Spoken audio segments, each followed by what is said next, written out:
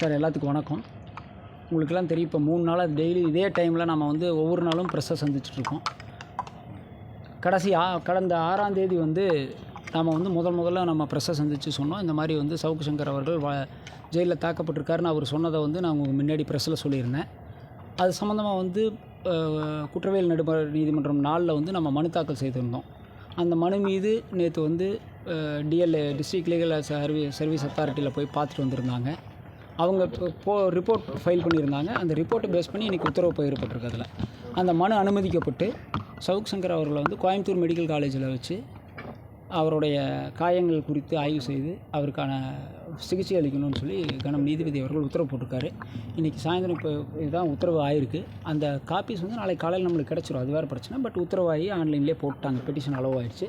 இப்போ அவருக்கு வந்து இப்போ நம்ம எதற்கு போராடணுமோ அதில் நம்ம சக்ஸஸ் பண்ணியிருக்கிறோம்.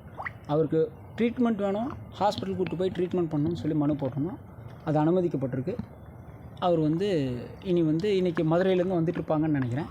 ஜெயில் சூப்பரண்டெண்ட்டுக்கு மாவட்ட நீதிபதி மற்றும் மூத்த நீதிபதிகளுக்கெல்லாம் மேல் நீதிபதிகளுக்கெல்லாம் வந்து அந்த ஆர்டர் வந்து பகிரப்பட்டிருக்கு. ஜெயில் சூப்பரண்ட் கோயம்புத்தூருக்கும் அந்த ஆர்டர் காப்பி போயிருக்கும். இந்நேரம் கண்டிப்பாக மதுரையிலேருந்து வந்தோம்னா கோயம்புத்தூர் மெடிக்கல் காலேஜில் அவர் அதை அட்மிட் பண்ணி அவருடைய சவுக் சங்கர் அவர்கள் வந்து தன் கை வந்து சிறையில் தாக்குதலுக்கு உட்பட்ட கை வந்து ஃப்ராக்சர் ஆகிருக்குன்னு சொல்லிட்டு இருக்காரு. அதற்கான சிகிச்சையை எடுப்பதற்காக இந்த மனு அனுமதிக்கப்பட்டிருக்கு. ஏற்கனவே வந்து அவர் வந்து இங்கே உடல் பரிசோதனை பண்ணியிருந்தாங்க. அப்போ வந்து காயங்கள் இருக்குன்னு அவர் சொல்லியிருந்தாங்க அந்த விபத்தில். அதன் பின்பு வந்து நீங்கள் காவல்துறை வந்து அவர் உள்ளே வந்து தாக்கியிருக்காங்க அப்படின்னு சொல்லியிருக்கீங்க. இப்போ இதுக்கும் வந்து இல்லை, அதுதான் இப்போ நம்ம அந்த காப்பீஸ் எல்லாம் இன்றைக்கி எடுத்துட்டோம். என்னென்னா, விபத்து நடந்தது, அதுக்கான மருத்துவ அறிக்கை தாராபுரத்தில் முதலுதவி செய்யப்பட்டு கோயம்புத்தூர் மெடிக்கல் காலேஜில் வந்து அவரை ரிமாண்ட் பண்ணுறதுக்கு முன்னாடி எந்தெந்த இடத்துல அடிபட்டிருக்குன்னு சொல்லியிருக்கேன். அதில் இடது கை முட்டியில் அடிபட்டிருக்குன்னு இருக்குது, சின்ன சிராப் காயங்கள் இருக்குதுன்னு சொல்லியிருக்கு. அந்த ஆர்டர் காப்பி நம்ம வாங்கியிருக்கோம், அந்த சிஎல் இருக்குது. அது வந்து இடது கை முட்டியிலன்னு இருக்குது. இது வலது கையில் உங்களுக்கு நல்லாவே இந்த அடிபட்டிருக்கிறது வலது கையில் இருக்குது. வலது கையில் தான் இப்போ ஆக்டிவேட் பண்ண முடியாமல் இருக்குது. நீங்கள் இன்றைக்கி மதுரைக்கு போனப்போ பார்த்துருப்பீங்க, அவரெல்லாம் வந்து அந்த தொட்டியில் தொங்க விட்டுட்டு போன மாதிரி தான் கை தொங்க விட்டுட்டு போயிருப்பார். அந்த நம்ம பிரச்சனைன்னு சொல்கிறது கை வந்து வலது கை, ரைட் ஹேண்டில் தான் அவருக்கு அடிபட்டிருக்கு. இப்போது அதுக்கான மருத்துவ அடிக்கி தாக்கப்பட்டிருக்கிறதுனால அந்த கை வந்து இப்போது ஃப்ராக்சர் ஆகிருக்குன்னு தான் சவுக் சங்கர் திருப்பி சொல்லிகிட்டு இருக்கார். இது வரைக்கும் வீக்கம் குறையில. 3 நாளாக அவருக்கு எக்ஸ்ரேங்க கூட எடுக்கலன்னு நம்ம சொல்லிகிட்டு இருந்தோம். இன்றைக்கி நீதிபதி அவர்கள் உத்தரவு போட்டிருக்காங்க. அந்த உத்தரவு காப்பி ஜெயிலர் சூப்பரண்டெண்ட்டுக்கு போயிருக்கு. கண்டிப்பாக இந்த உத்தரவை மதித்து அவங்க வந்து கோயம்புத்தூர் மெடிக்கல் காலேஜில் வச்சு அவருக்கான சிகிச்சை கொடுப்பாங்கன்னு நம்ம நம்புகிறோம், உறுதியாக நம்புகிறோம். ஆனால் அதே போல் இந்த மாரிதாஸ் வந்து முடி வச்சா அதிமுக வழக்கறிஞர், மொட்டை அடித்தா சவுக்கு சங்கர் வழக்கறிஞர். அது ஆக்சுவலாக எனக்கு அந்த எல்லாருமே சொன்னாங்க, எங்கள் நண்பர்கள் எல்லாமே சொன்னாங்க.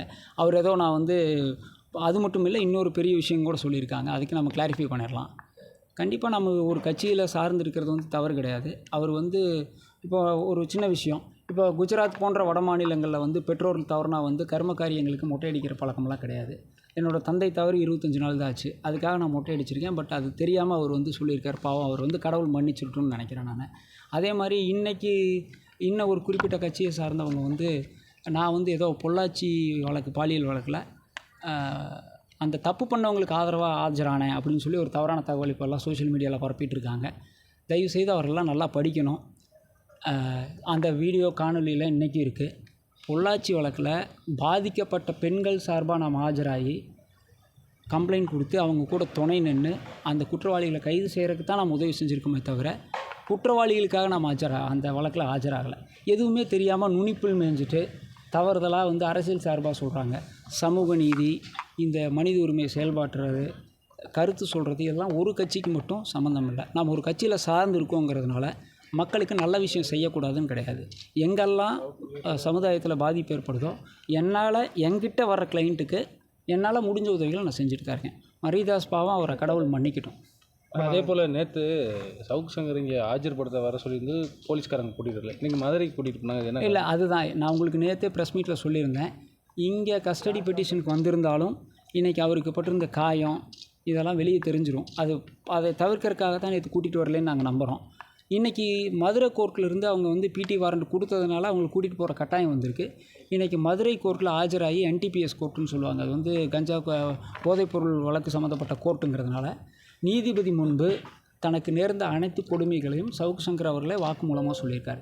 இதிலிருந்து இப்போ 3 நாளாக அவருக்காக நம்ம ஜெயிலில் அவர் தாக்கப்பட்டிருக்காரு, அப்படின்னு அவர் சொன்னதை நாம் வந்து ப்ரெஸ்ஸில் இவ்வளோ தூரம் சொல்லி போராடி அவருக்கு வந்து ட்ரீட்மெண்ட் பண்ணணும்னு நாம் சொன்ன விஷயம் உண்மைங்கிறது இன்றைக்கி மதுரை நீதிமன்றத்தில் அவரே நீதிபதி முன்னாடி வாக்குமூலம் கொடுத்துருக்காரு. அதே மாதிரி சென்னை உயர்நீதிமன்றத்தில் இன்றைக்கி அவங்க தாயார் தாக்கல் செய்திருந்த ஆட்கொணர்வு மனுவிலையும் மதுரை நீதிமன்றத்தில் என்ன நடந்திருக்குதுங்கிறத கேட்டிருக்காங்க. கோவை சட்ட பணிகள் ஆணையக்குழு போய் போட்ட ரிப்போர்ட்டையும் கேட்டிருக்காங்க. அந்த ரிப்போர்ட் இவருக்கு அடிபட்டிருக்கு அப்படின்னு சொல்லியிருக்கிறதுனால தான் இன்றைக்கி வந்து நீதிபதி அந்த உத்தரவை பகிர்ந்திருப்பாங்கிறத கண்டிப்பாக நம்புகிறேன். விரிவான உத்தரவு காலையில் நம்மளுக்கு வந்து ஆன்லைன்லேயே கிடச்சிரும். காலையில் உங்களுக்கு எல்லாமே நைட்டும் கூட ஆன்லைனில் அப்லோட் பண்ணுறதுக்கான சான்சஸ் இருக்குது. கண்டிப்பாக அந்த ரிப்போர்ட்டில் நான் தான் நேற்றே சொன்னேன், அந்த ரிப்போர்ட் நம்ம கையில் கிடைக்கலையே தவிர அந்த ரிப்போர்ட் நம்ம பார்த்துருக்கோம். அவர் வந்து தாக்கப்பட்டதாக சவுக் சங்கர் வாக்குமூலம் கொடுத்துருக்காரு. அவருக்கு வந்து அந்த சிகிச்சை அளிக்கப்பட்டதாக சொல்லியிருக்கு. அதே போல் அந்த டாக்டர் வந்து ஜெயிலில் இருந்த டாக்டர் வந்து அதுக்கு நேரடியாக பதில் சொல்லலைன்னு அந்த ரிப்போர்ட்டில் இருக்குது. ஸோ அந்த ரிப்போர்ட்டெல்லாம் அனலைஸ் பண்ணி பேஸ் பண்ணிவிட்டு மறுபடியும் சொல்கிறேன், இந்த மக்கள் நம்புறது நீதிமன்றத்தையும் நீதித்துறையும் தான்.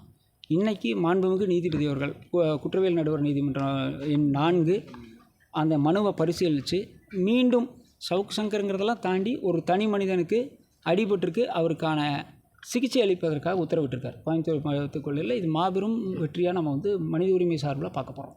கடந்த முறையே வந்து தனியார் மருத்துவமனையில் சிகிச்சை வேணும்னு ஒரு கோரிக்கை இருந்துச்சு. இல்லை, நானுமே வச்சுருந்தோம். இந்த மனுவில் வந்து நாம் போட்டிருக்கிற மனுவில் கவர்மெண்ட் ஹாஸ்பிட்டல்லையோ இல்லை தனியார் மருத்துவமனை அதுக்கான கட்டணம் கூட அவங்களே செலுத்திக்கிறேன்னு அவங்க தாயார் தரப்புலேருந்து சொல்லியிருந்தாங்க.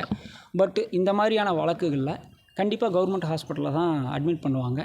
நாம் எல்லாத்தையும் சந்தேகப்பட்டோம்னா இந்த உலகத்தில் வாழவே முடியாது.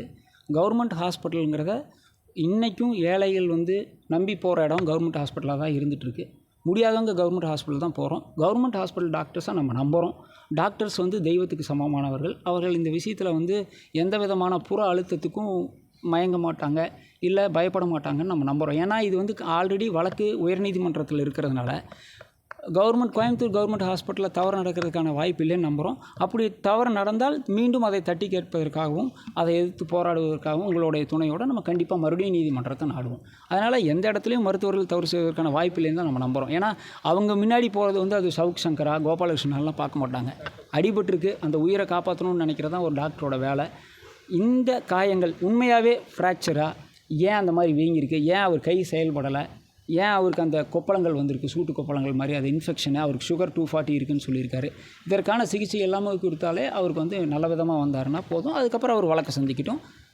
வழக்கு சந்தித்து அவர் நிரபராதினா விடுதலை ஆகட்டும். நீதிமன்றம் வந்து அவர் குற்றவாளின்னு சொல்லிச்சுன்னா அது தண்டனை அனுபவிக்கட்டும்.